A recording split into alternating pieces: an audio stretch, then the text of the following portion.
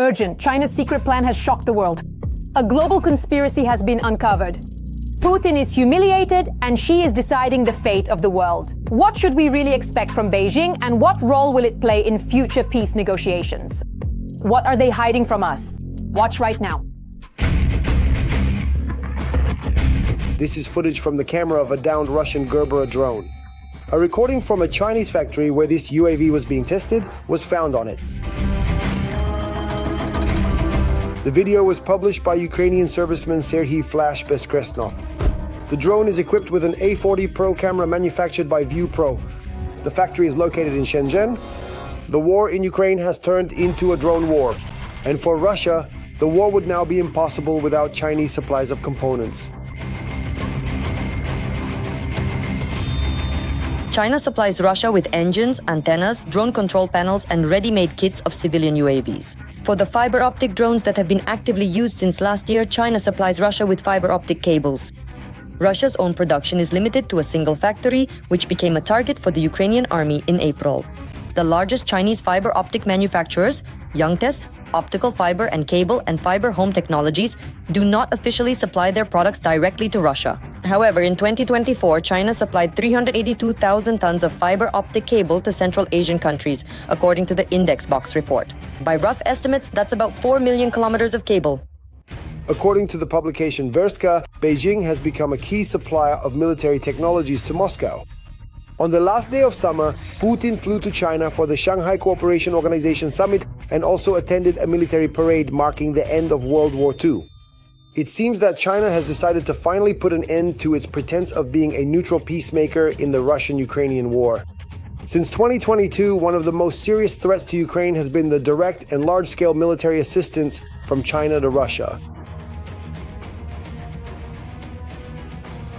When it came to the Kremlin purchasing weapons from North Korea or Iran, its options were objectively quite limited: shells, drones, and missiles. But the Chinese defense industry consists of active production lines for all types of weaponry, some of which are directly compatible with Soviet and Russian systems. Source: Defense Express. Since the beginning of the war, China has sharply increased its exports to Russia of materials used for the production of explosives. This is just one of many examples.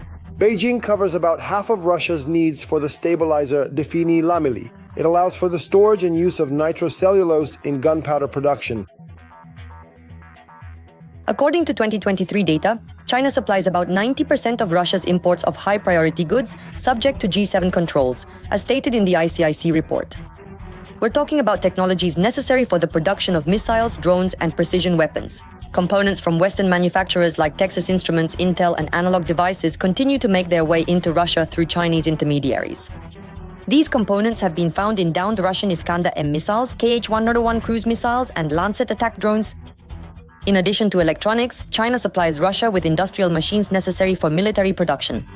Chinese deliveries account for more than half or even 80% of Russia's machine tool imports, compared to 12% and 20% before the war, according to the publication Verstka. Support for Russia is not limited to military supplies. During the war, China has become the largest buyer of Russian oil and Russia's biggest trading partner in other sectors as well. Starting from the flow of cheap raw materials from Russia, which have become even cheaper, and ending with no one has ever been bothered by another country's dependence on you. In other words, you just need to stay longer here, but at the very least things don't get worse for you. Secondly, we really are talking about the fact that America is wearing down its own resources on Russia. If Russia becomes a pro-Western country that supports American policy towards China, China will find itself in a strategic encirclement. Therefore, throwing Russia under the bus and completely abandoning its support is absolutely unacceptable for China. Carnegie Alexander, director of the Berlin Center. In the current format of the conflict, China is considered the biggest beneficiary of the Russia-Ukraine war, and Putin's visit to Xi is further confirmation of this. For China, in this case, there are only advantages. It gets cheap resources from Russia and has an additional geopolitical lever of influence in its maneuvers with the US and the EU. Every voice matters. Join our community, support independent journalism, and help us bring you the truth from Ukraine. Become a member of Ukraine today. Join us now. A buffer zone in Ukraine, salvation or a death sentence. Europe floated the idea, but it's a complete failure. Without weapons for Ukraine, no zone will save it. Why is a buffer zone in Ukraine more dangerous than active combat? Find out more in the following report. The creation of a buffer zone 40 kilometers wide. This initiative is being considered by European partners as part of a peace agreement. This is reported by SLS, citing anonymous sources from the publication Politico. Allegedly, according to journalists, Moscow supported the idea. There has been no response from Ukraine yet, which is not surprising, because the creation of a buffer zone most likely implies the loss of some territories controlled by Kyiv. Only Jim Townsend, a former Pentagon official who oversaw policy on Europe and NATO in the Obama administration, openly commented on this idea to Politico. The Russians are grasping at straws. They're not afraid of the Europeans. If they think that a couple of British and French observers will stop them from marching into Ukraine, they're mistaken. European diplomats are trying not to comment on the actual partition of Ukraine. It also remains unclear who is ready to send their peacekeepers and when. So far, only the French and the British have spoken positively about it. The commander of the Lithuanian forces stated that his subordinates would only go to Ukraine in the event of a ceasefire or a peace agreement. The authorities of Poland and Germany are opposed, just like the United States. Another problem is the number of troops. Currently, NATO is having difficulties preparing rapid response forces to defend the alliance's eastern flank from a possible future Russian attack. For this, 300,000 personnel are needed. Meanwhile, patrolling potential buffer zones will require an additional 4,000 to 60,000 military personnel. They will not only monitor compliance with agreements, but also train defense forces. NATO members are negotiating with US representatives about providing satellite intelligence and air support, although they are not counting on much greater involvement. Senior Pentagon officials have already informed their European colleagues that the US role in any security guarantees for Ukraine will be minimal. The US Department of Defense did not respond to a request for comment. The US is perhaps the only NATO country with a sufficient number of satellites to provide intelligence data. These are necessary to monitor whether Russia is violating the terms of a ceasefire or peace agreement.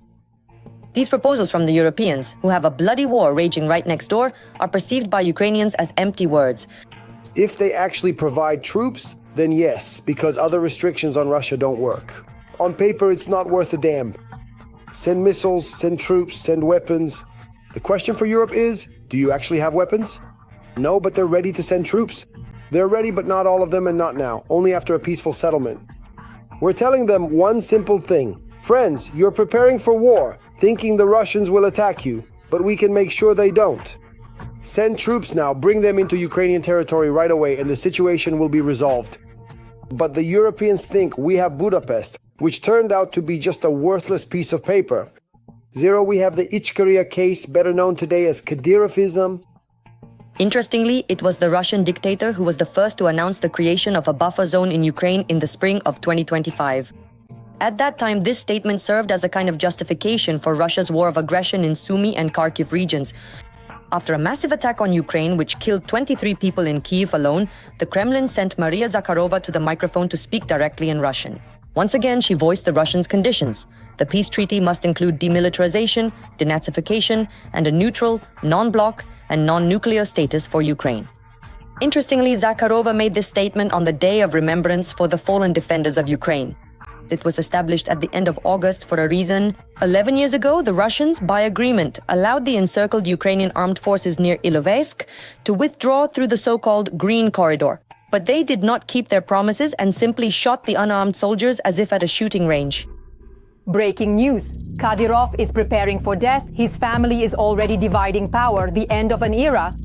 Don Bolin is passing everything on to his relatives unpredictably. Moscow is preparing a strike against the Kadyrov clan. All of Chechnya is on edge. Watch the details right now. The system of power in Chechnya has long been built around the cult of the Kadyrov family. For Ramzan Kadyrov, this is both a strength and a weakness. Everything is personally subordinated to him. But new data shows that it's not just about controlling the region. Don is building a true dynasty, consolidating his influence in case of his death. Whoever is trusted gets appointed. According to BBC estimates, more than 80 members of the Kadyrov clan already hold key positions in the government. 20 control the security forces, 11 sit in parliament. The rest are ministers, businessmen, heads of foundations and sports clubs. This is not a coincidence. It is a carefully constructed system of hereditary power transfer. People have simply resigned themselves to this fate. They are not submissive, I know this for sure. We have a very serious underground movement in Chechnya, but today the situation in Chechnya can be described as concentration camps where people are gathered and held. The entire population is being held hostage. There are those who serve this regime, and on television and in propaganda, they use exactly those who currently serve these occupational structures. But the general population, who are waiting and biding their time, remain unseen and unnoticed. People are simply trying to survive and make it through these circumstances. Kadyrov has strengthened the system through marriage alliances as well. His children have become related by marriage to at least 15 influential Chechen clans. The Delimkanovs, the Geremaevs, the Vismuradovs, and others. In this way, through weddings and business, he is creating a stronghold for his family, turning Chechnya into his personal principality. With these strategic marriage alliances, Kadyrov is actively trying to secure the personal and unwavering support of the most influential and powerful Chechen clans within the region. In the event that this informal contract with Vladimir Putin, the Russian dictator, is indeed terminated, we are well aware that for many, many years, Ramzan Kadyrov had the absolute right to do absolutely whatever he desired and consistently remain entirely unpunished, and he very actively took full advantage of this situation. Both in terms of political assassinations, influence on federal politics, corruption, and these harems that the project reported on. So if Putin abandons this logic of personal immunity for Kadyrov and his plan, then the Kadyrov family's operation will have to rely on the loyalty of other Chechen clans, which are close to Kadyrov's but still exist separately from him. The heirs have already been assigned their roles. The eldest, Akhmat, has taken charge of sports and the Akhmat Football Club. The second, Zelimkhan, runs the Fight Club and the Boxing Federation. But according to experts, the main successor is the third son, Adam. His scandalous notoriety has only helped him. After beating a prisoner in the Grozny detention center, the teenager was not charged. On the contrary, he was rewarded. A few weeks later, he became the youngest head of the regional leader's security service. At 17, Adam is already the secretary of the Chechen Security Council. His career, quite remarkably, mirrors Ramzan's own path. Everything is also mapped out for the women in the family. The eldest daughter, Aishat, went from fashion designer to deputy prime minister and now owns Chechen Mineral Waters, which brings in billions in revenue. Kodezhat, Tabarik, and Kudmat, along with their husbands, have also been placed in key positions in government and business. But behind this image of closeness and ostentatious luxury lies fear. Don's own health has been a matter of concern for several years now. Frequent medical leaves, rumors of a serious diagnosis, and absences from federal events. For the Kremlin, Kadyrov remains a guarantor of stability. The question of a successor remains open. The law does not allow his sons to take the position of head before the age of 30. This means that Moscow will have to seek a compromise between the interests of the clan and the formal requirements of the law. And while the family prepares to inherit power after Ramzan's departure, behind the scenes, Moscow may be preparing a completely different scenario.